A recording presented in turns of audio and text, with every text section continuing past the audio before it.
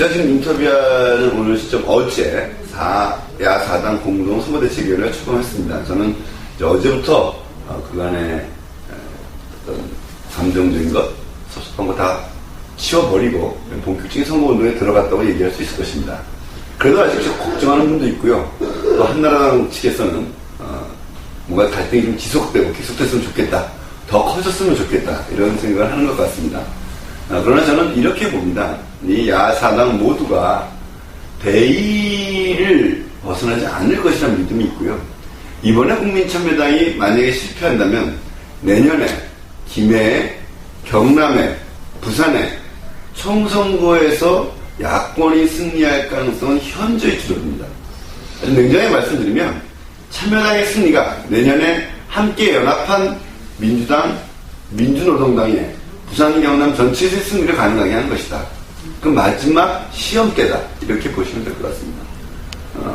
마음으로도 정서로도 또 대의를 놓고도 우리가 서로 치유하고 손을 잡아야 되겠지만 이해관계도 같다고 봅니다. 서로 이해관계가 다르지 않다는 것입니다. 이 부분을 저는 민주당과 민주노동당의 당원들과 후보들과 지도자들도 잘 알고 계시다고 봅니다.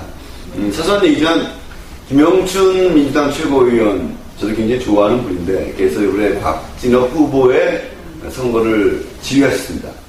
그로부터 이틀 뒤에 저희가 공동선거대책위원회 꾸리면서 제가 직접 전화를 드렸습니다. 꼭 와주십사 했더니 정말 고민 않고 흔쾌히 수락을 해주셨고 또 굉장히 중요한 약속이 있는데 처음에 못 오실 것 같더니 바로 다음날 스스로 먼저 연락이 오셔서 제가 그 약속 미뤄놓고 내려갑니다. 그래서 내려와서 저희 선거대책위원회에 참석해 주셨습니다.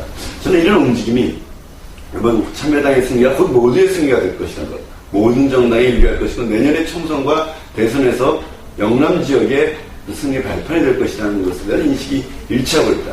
그렇기 때문에 저는 야사당이 힘을 모으는 일은 어려운 일도 아니고 당연한 일이고 모두가 스스로 나설 일이다. 이렇게 생각합니다. 노무현 대통령의 2주기가 이제 다가오고 있습니다. 그래서 이제 대통령과 가장 이제 가까이서 접근하는 것도 가장 가까이서 이제 모셨던 분으로서 가진 어떤 소회나 마음에 어떠한지 그거 한번 질문에 들어가십니다.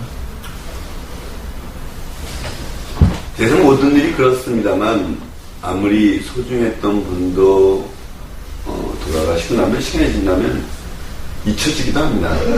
저는 노무현 대통령께서는 이렇게 쉽게 잊혀지지는 않는다고 봅니다. 그러나 작년까지는 아직은 바로 옆에 계신 것 같은 그런 느낌을 가졌지만 제가 작년에 인터뷰할 때 그랬습니다. 이제는 대통령도 역사가 될 것이다. 이런 생각합니다. 올해 특히 선거가 대통령이 계신 이 김해을에서 선거가 치러지면서 노무현 대통령 2주기를 맡게 된 의미가 남다르다는 생각입니다. 한편으로 대통령께서는 역사적으로 살아계시고 한편으로는 대통령의 정신이 정치로서 다시 살아나는 그의 정치 철학이 현실이 되어가는 과정들이 작년의 지방선거에서 이어서 올해 4.27 재보선에 제2주기를 코앞에 두고 일어나는 것이다. 저는 그렇게 생각합니다. 과거에는 대통령 묘사 앞에 가면 울었는데 이번에는 승리하고 웃으면서 찾아뵙는 첫 번째 참가가 될 수 있지 않을까. 그렇게 되어야 한다. 저는 그런 생각을 가지고 2주기를 맞이하고 있고 또 이번 선거를 뛰고 있습니다. 맞습니다.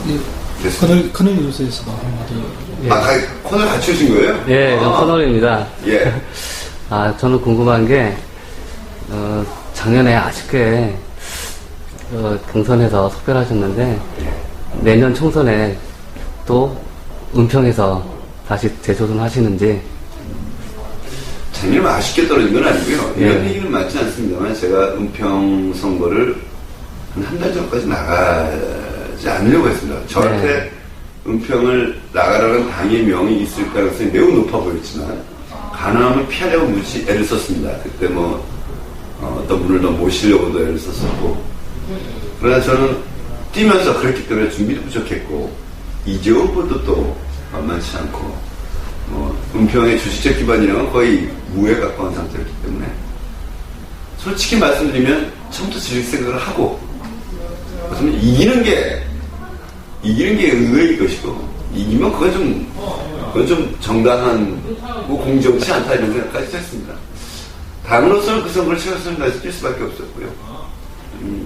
흔히 그런 얘기 아닌데 제가 만약에 경선에서 이겼다고 하면 본선을 이겼습니다. 저는 그렇게 생각하지 않습니다. 제가 아마 경선에서 이겼어도 이재호 후보의 그 20년 된 조직력 이런 것들을 뛰어넘는다는 굉장히 어려울 것이었다고 스스로 자인합니다. 이게 이제 지난 회고고요. 그래서 저는 그때 은평에서 굴러온 돌입니다. 와서 지금 은평에서 살고 있습니다. 그렇지만 저는 내년에 꼭 출마한다는 생각을 갖고 있지 않습니다. 지금도 가능하면 피해보려고 애를 쓰고 있고요. 제가 개인이 출마한다는 게 중요한 게 아니라 내년 총선거나 대선의 승리를 위해서 혹시 더 많은 역할을 할 수 있는 것이든 그걸 해야 된다. 은평이 또 다른 분이 오실 수도 있다. 저는 이렇게 열어놓고 생각하고 있습니다. 질문 하나만 더 드릴게요. 지금 작년 은평에서의 이재호 선거 마케팅을 올해 지금 이 김태우 후보가 똑같이 하고 있는 것 같은 느낌이 드는데요. 그 부분에 대해서는 어떻게 생각하십니까? 공통점과 차이점이 있죠. 공통점은 나홀로 선거라고 이름 붙여주는데 나홀로 선거의 본질은 외롭고 소박한 선거라는 뜻이 아니고요. 광범위한 조직을 동원하는 선거라는 뜻입니다. 나홀로 선거의 두 번째 의미는 드러낼수록 약점이 많기 때문에 노출을 최소화하자라는 뜻입니다. 이재호 후보는 은평에서 20년 동안 정치를 했습니다. 한편 그분이 옛날 제야 조그만 정당이던 민중당 시절에도 조직선거 운동을 했다는 그런 전설이 있을 정도로 거기 사신 게 40년이고요.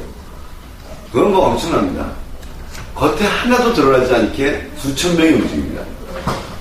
그것이 이제 이재호 후보 선거운동의 본질이었죠. 또 이재호 후보도 당시 약속을 지키지 않은 게 하도 많아서 드러내놓고 굉장히 여론이 안 좋을 때였습니다. 그럴 때는 자기를 지지할 수 있는 사람들의 지지를 얻고 나머지 사람들에게 동정을 호소하는 방식입니다. 그런 면에서 김태호 후보도 똑같죠. 경남에는 김태호 후보의 조직은 없지만 한나라당 조직은 굉장하죠. 아마 여기 김해로는 2만 5천 정도 당원이 된다고 합니다. 그뿐만 아니라 모든 이 친여 조직들이 엄청 많습니다. 그리고 두 번째, 김태호 후보는 역시 어쩌면 이재호 후보보다 더 심각한 결함들을 갖고 있습니다. 청문회, 국무총리 청문회, 그리고 다른 것도 아닌 고향에서 민선, 거창, 군수까지 했던 분이 다른 적이 나오는 건 상식적으로 어떡하기 어렵거든요. 거창 출신이 김해 와서 출마할 수 있죠. 그러나 거창에서 민선 군수를 했던 사람이 김해에서 출마하면 지역구를 옮긴다는 겁니다, 사실은. 아무리 경남도지사를 했어도 경남 전체가 자기 지역구는 아니죠, 그런 면에서. 그래서 똑같은 원리, 똑같은 것이다. 그런데 제가 보기엔 그러기에는 김태우 씨의 결함이 너무 커서 이곳에 한나라당 지지자들도 저 사람은 왜 여기를 나오는 거지? 자기 꿈 키우려고 1년 있다가 거창에서 나오면 될 걸 굳이 옮겨서 김해에서 왜 나오는 거냐는 의문을 갖고 있습니다. 그래서 저는 과연 저 나오는 선거 얼마나 오래 갈까 의문을 갖고 있었는데 아직은 좀 두고 봐야 되겠습니다만 어저께 한나라당에서 전략을 변해야 되겠다. 도무지 안 되겠다. 안상수 대표가 와봤자 김태호 후보한테 도움받기 때문에 저희 창원에 와서 공천장을 준 거 같지 않습니까? 김해 들어오지 않았는데 김해 내려와 봐야 되겠다. 이런다고 합니다. 그럼 저는 보험병 그리고 쫓아다니죠. 네. 네, 감사합니다. 네. 길었네요. 작은 얘기를. 좋습니다. 너무 짧으면 재미없잖아요. 예, 마지막으로 하나만 그러면, 정말 마지막으로 하나만 여쭐게요. 곧 이제 4.19하고 이제 5.18 혁명이 다가오고 있습니다. 역사도 이제 변한다고 하는데, 이게 시대에 따라 변하는데, 역사를 재인식해보면, 지금의 의미에서, 지금의 시대에서, 5.18하고 4.19, 이제 내일 모레 이제 4.19가 있으니까요, 거기에 대해서. 제가 대학 때 봤던 흑백 사진 속에 4.19 장면이 기억납니다. 저희가 어렸을 때 6.25 한국전쟁만큼 지금의 젊은 세대들한테 아마 이미 5.18, 4.19는 더 옛날 일이고요. 지금 5.18이 아마 지금의 젊은 세대들한테 저희 제가 우리 나이 50대인데 어렸을 때 겪었던 어머니 품에서 들었던 피난 이야기 거의 그렇게 비슷하게 들리지 않을까 생각합니다.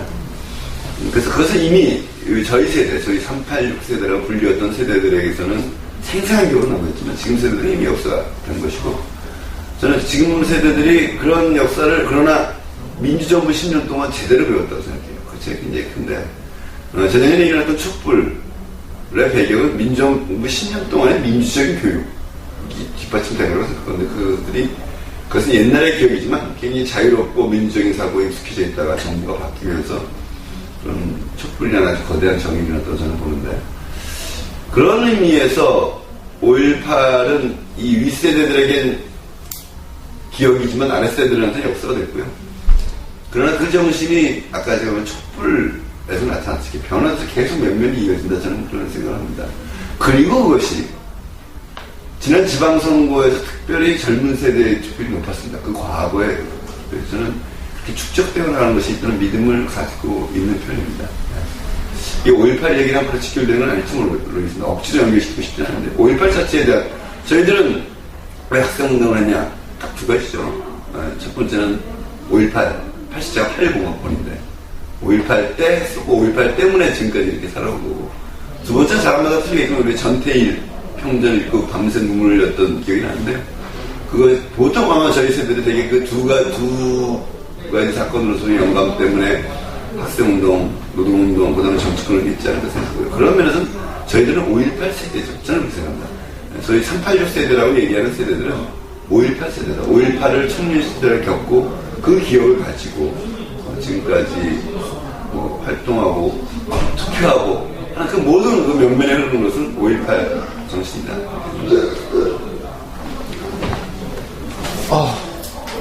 역시, 예, 고맙습니다. 네. 수고하셨습니다.